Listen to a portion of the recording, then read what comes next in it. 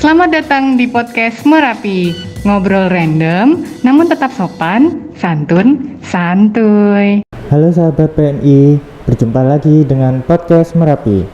Di sini kita akan ngobrol dengan topik yang baru, seru, serta informatif. Nah, sebelum kita ngobrol lebih jauh, sebaiknya kita perkenalan terlebih dahulu.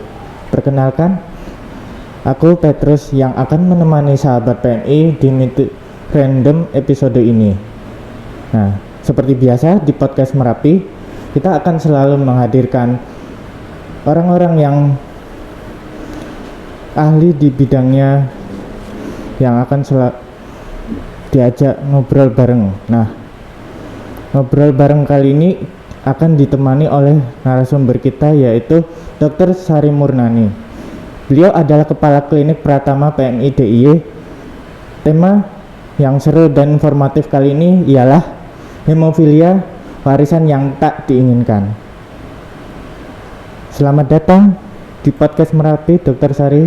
Bagaimana kabarnya hari ini? Selamat datang. Alhamdulillah sehat, baik hari ini. Nah, sahabat PNI, tahu nggak sih? Setiap tanggal 17 April diperingati sebagai Hari Hemofilia Sedunia. Pas banget nih, dalam rangka peringatan Hari Hemofilia ini, kita sedikit menambah ilmu dan wawasan tentang hemofilia, warisan yang tak diinginkan.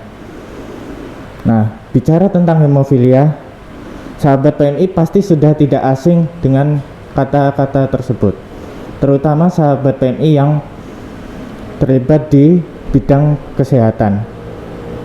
Tapi ada tanda tanya besar ini, Dok, tentang hemofilia yang dianggap sebagai warisan, tapi sebagai warisan yang tak diinginkan. Nah, padahal kalau warisan itu pasti selalu didambakan setiap orang, seperti warisan dunia, warisan rumah, warisan tanah, dan lain-lain. Nah, oleh karena itu kita akan membahas lebih jauh tentang hemofilia, mulai dari apa itu hemofilia, penyebabnya, terus kemudian prognosis, terus bagaimana penanganan tersebut dilakukan pada orang yang menyintas hemofilia. Nah, Dok, sepengetahuan saya, hemofilia itu keadaan di mana darah sukar membeku. Nah, sehingga terkadang terjadi perdarahan berlebihan. Nah, menurut Dr. Sari, itu hemofilia itu sendiri secara medis itu apa sih, Dok?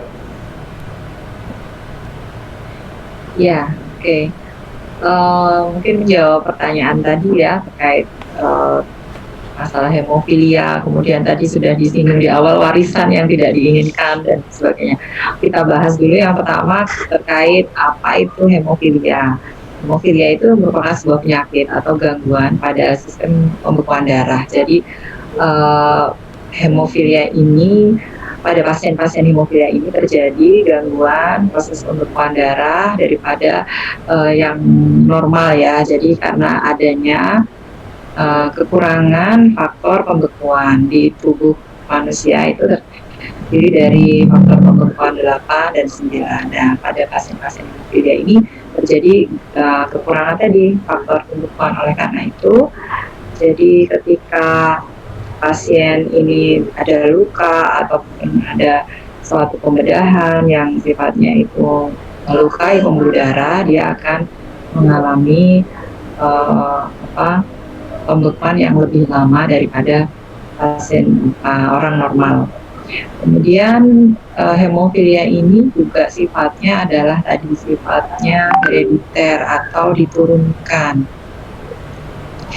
Dari siapa? Dari ibu yang mempunyai gen genetika hemofilia diturunkan pada anak laki-laki. Sehingga jadi ketika ini sebuah warisan, ya memang warisan karena ini bukan penyakit menular tetapi adalah penyakit yang diturunkan. Itu mungkin di awal untuk pemahaman terkait hemofilia. Ternyata jabaran apa itu hemofilia memang luas dan kompleks. Nah, sebenarnya dok, dari hemofilia ini apakah terdapat sejenis pembagian gitu, klasifikasi? Oh ya, ya. Jadi yang di awal saya sebut tadi, faktor pembekuan kita itu ada faktor pembekuan 8, faktor pembekuan 9, dan ada yang 11 sebenarnya. Nah, ini membagi tipe-tipe dari hemofilia. Hemofilia ini dibagi menjadi hemofilia A, B, dan C. Untuk tipe A ini yang paling sering memang itu adalah hemofilia yang terjadi karena gangguan pembekuan akibat kekurangan faktor pembekuan 8. Untuk yang hemofilia B ini akibat dari kekurangan faktor pembekuan 9, kemudian yang C ini faktor pembekuan 11 kekurangannya. Cuma untuk yang tipe C ini paling jarang ditemukan. Yang paling sering adalah untuk hemofilia tipe A dan B. Tapi untuk gejalanya di antara ketiganya sebenarnya sama saja sih.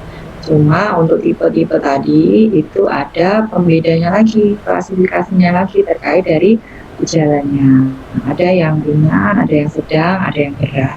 Tergantung dari manifestasi klinis atau gejala klinis yang muncul. Jadi ketika memang dia sering terjadi perdarahan spontan atau hanya terbentur sedikit tanpa ada benturan, itu dia tanpa ada perlukaan dia terjadi perdarahan, itu yang kita kategorikan berat. Kemudian kalau yang dia ada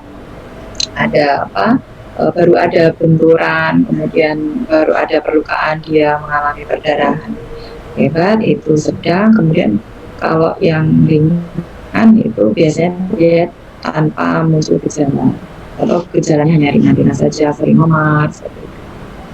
Itu sih sekilas tentang klasifikasi dan gejala hemofilia. Nah, kalau hemofilia sendiri kan terdiri itu pastinya disebabkan oleh suatu hal. Nah, mungkin kalau untuk penyebabnya sendiri, apakah ada penyebab umum atau penyebab khusus yang dapat kita ketahui secara lebih umum, lebih luas untuk masyarakat kita kali ini, Bu Dokter? Iya. Sebenarnya hemofilia ini kan tadi di awal sudah kita sebutkan juga, ini bukan suatu penyakit infeksi, bukan suatu penyakit menular. Ini adalah masalah pada gen atau genetika. Bisa terjadi apabila tadi diturunkan oleh gen ibu yang mempunyai sifat tadi hemofilia. Jadi kenapa kok hemofilia itu banyak terjadi pada laki-laki? Hampir semua, bukan hampir semua, tapi hampir sebagian besar hemofilia ini terjadi pada laki-laki karena memang ini diturunkan dari seorang ibu yang mempunyai sifat gen hemofilia tadi. Kalau perempuan dia hanya sifatnya karier atau membawa gennya, tapi tidak bergejala atau tidak kita sebut hemofilia, tetapi dia karier hemofilia. Nah, ketika kemudian mempunyai anak, nah sang anak ini bisa mewarisi gen oleh ibunya tadi menjadi hemofilia. Bisa juga terjadi hemofilia tipe C tadi yang atau akibat kelainan mutasi genetik. Ya, mungkin ada beberapa perempuan yang terdiagnosis hemofilia. Nah, ini biasanya dia akibat mutasi genetik pada waktu kehamilan. Gitu. Nah, biasanya kan hemofilia kan tidak hanya dari penyebabnya. Nah, kalau untuk dari hemofilia sendiri kan pasti menimbulkan dampak komplikasi dan akibatnya lah.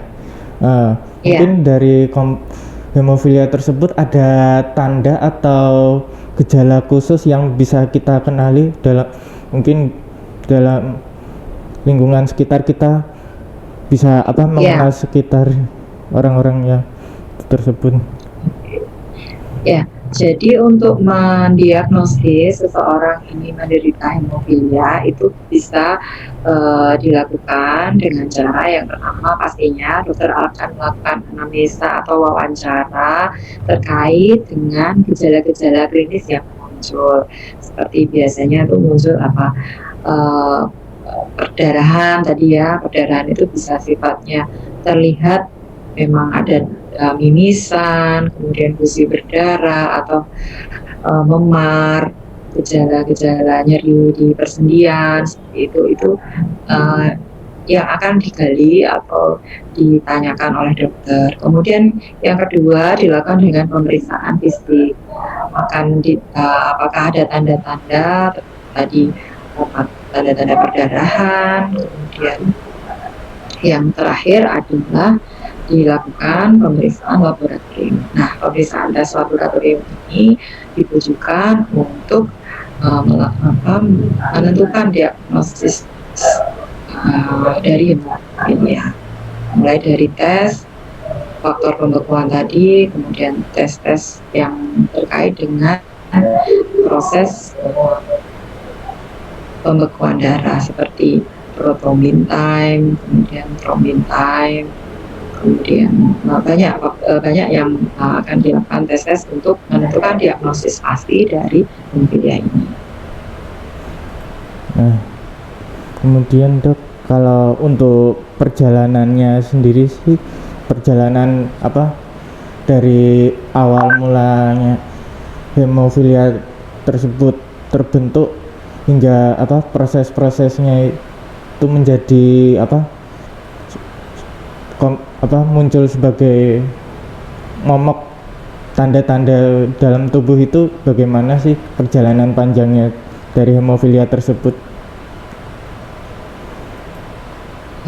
Ya, biasanya memang setiap individu ini punya respon berbeda ya, tergantung dari jenis hemofilianya tadi, yang kita kategorikan menjadi ringan, sedang, berat. Ketika ringan itu biasanya pada saat kecil itu masih belum bisa muncul, maksudnya belum bisa terdeteksi. Baru ketika dia banyak aktivitas, anak-anak belajar berjalan, itu dia biasanya akan terjadi benturan, terjadi tekanan pada pembuluh-pembuluh darah. Nah, itu barulah sering muncul perdarahan spontan. Jadi awalnya mungkin memar-memar begitu ya, kemudian baru setelah dewasa dia baru muncul nyeri di persendian, kemudian bengkak-bengkak, perdarahan di persendian, kemudian sampai dia disunat itu baru mulai perdarahannya kok nggak berhenti-berhenti. Itu juga mungkin baru kita bisa mencurigai ketika dia itu adalah ya. Tetapi memang prognosisnya atau kita bilang perjalanan manifestasi klinisnya ini untuk yang jenis yang berat tadi itu memang sifatnya mengancam jiwa, karena ketika terjadi perdarahan dia akan sulit sekali mengalami perbaikan. Bahkan ketika diberikan obat-obat anti perdarahan atau antikoagulan itu juga sulit untuk perbaikan. Tapi untuk yang tipe ringan sedang itu masih bisa bertahan sampai usia lanjut lah gitu. Nah, mungkin saya boleh bercerita tidak, Dok? Iya. Kalau berdasar pengalaman saya sendiri kan, saya pas mungkin ya masih anak-anak sekolah dasar. Nah, itu kan saya pernah menjumpai teman-teman saya itu kan sering saat kayak posisi upacara itu banyak sekali yang pingsan. Nah, bahkan dari sebagian kecil dari teman-teman saya itu ada yang sampai mengalami mimisan. Nah, terus dari satu anak tersebut itu ternyata setelah dilihat-lihat itu dia itu membawa hemofilia, sifat hemofilianya.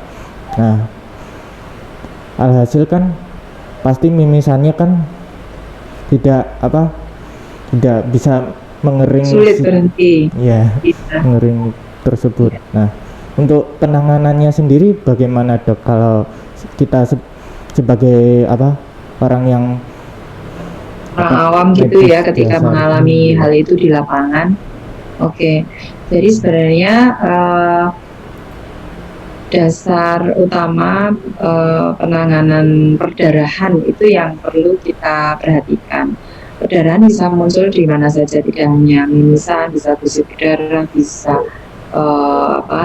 di persendian itu pun juga bisa. Jadi ada hal-hal yang perlu bisa dilakukan untuk pertolongan pertama. Jadi mungkin ya ketika terjadi perdarahan pada penderita hemofilia, dan ini kategorinya untuk perdarahannya perdarahan ringan ya. Kalau misalnya memang berat kemudian dilakukan pertolongan tidak ada perbaikan, sebaiknya tidak perlu menunggu lama, harus segera dibawa ke rumah sakit. Nah, ini ada beberapa tahapan atau beberapa langkah yang bisa dilakukan. Yang pertama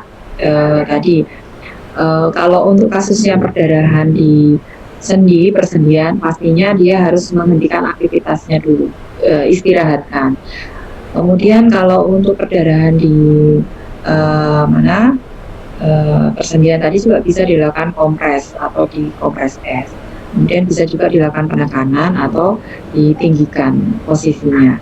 Nah, untuk khusus yang mimisan ini kadang mungkin pasien-pasien itu atau orang awam itu sering malah justru disuruh menengadah atau tiduran. Nah, itu adalah yang keliru sebenarnya.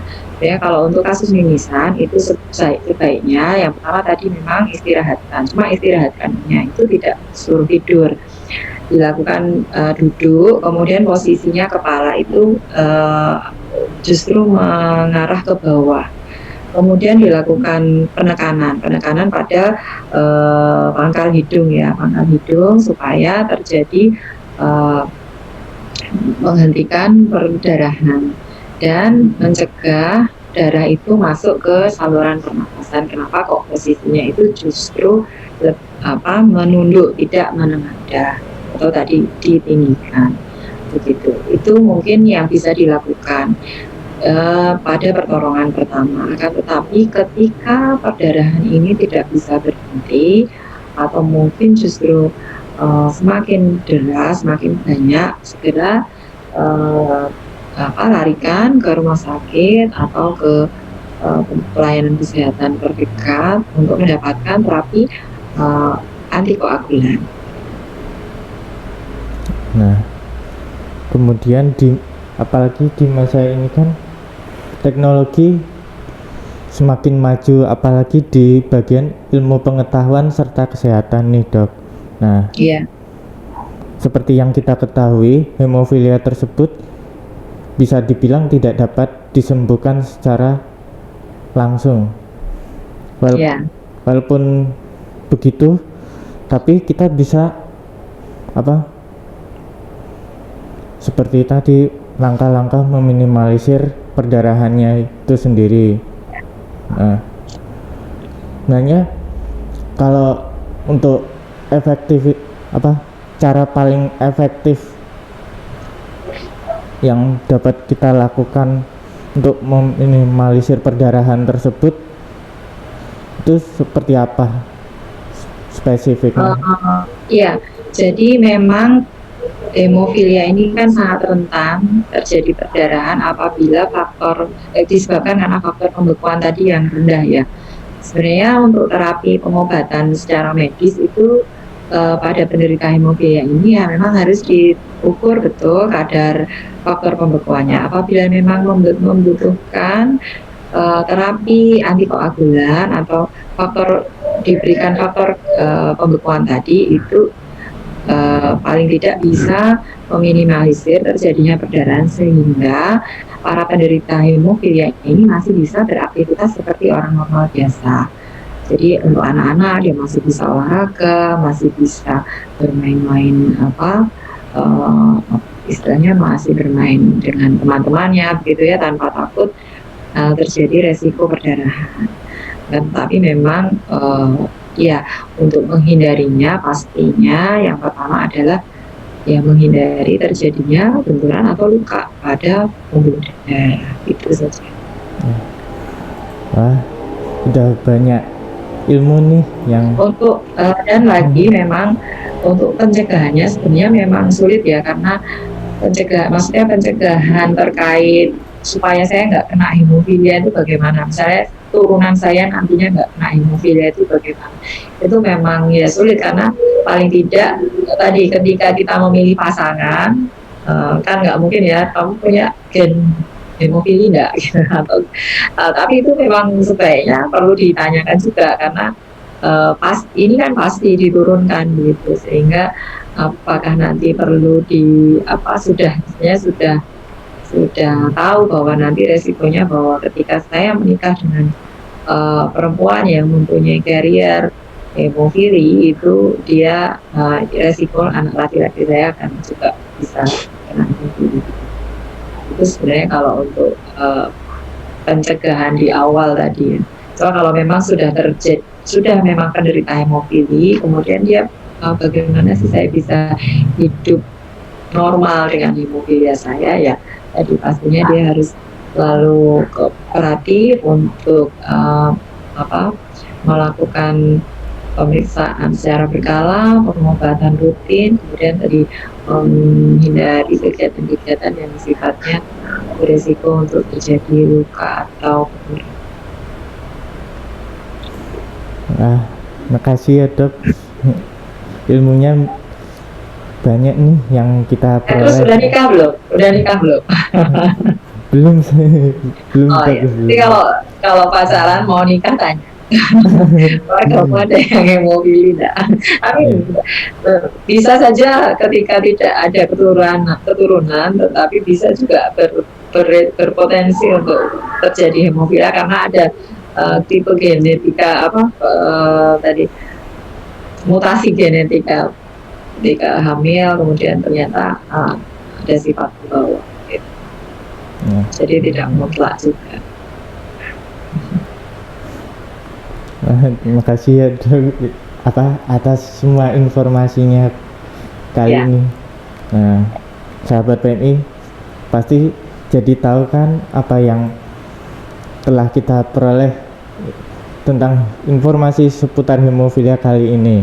Nah, mulai dari apa itu hemofilia, penyebabnya, gejala, terus perjalanan penyakitnya itu penyakit itu sendiri, hingga bagaimana tindakan pertolongan pertamanya yang akan bisa diambil dari kita. Nah, sebagai bentuk kepedulian pada orang yang kita sayangi, sahabat PMI bisa membagikan nih kepada keluarga, tetangga, teman-teman ataupun orang lain tentang informasi kali ini agar informasi ini bisa dapat kita memberi manfaat tidak hanya untuk kita tetapi untuk semuanya, karena dengan membagi informasi kali ini kita semakin tahu apa itu hemofilia secara khusus. Nah, kemudian kita bisa semakin sadar untuk terus menjaga kesehatan, terus bisa dapat, terutama untuk teman-teman kita yang menderita atau penyintas hemofilia sendiri bisa tetap hidup normal seperti orang normal pada umumnya. Nah, saya mewakili tim yang bertugas mengucapkan terima kasih kepada Dr. Sari atas waktunya karena telah menyempatkan di podcast Merapi episode kali ini. Nah, semoga Dr. Sari selalu diberikan kesehatan dan semakin lancar dalam menjalankan aktivitasnya. Terima kasih. Nah, mana nih obrolan random episode kali ini? Seru dan menarik bukan? Nah, podcast Merapi akan selalu menyuguhkan episode-episode yang tentunya menarik dan asik untuk diulas. Nah, untuk informasi lebih lengkapnya bisa stay tune di Instagram @pmidiy. Jangan lupa like, subscribe, dan komennya di akun YouTube PMIDIY. Sampai jumpa di Jumat depan di episode berikutnya, teman-teman sahabat PMI. Dadah.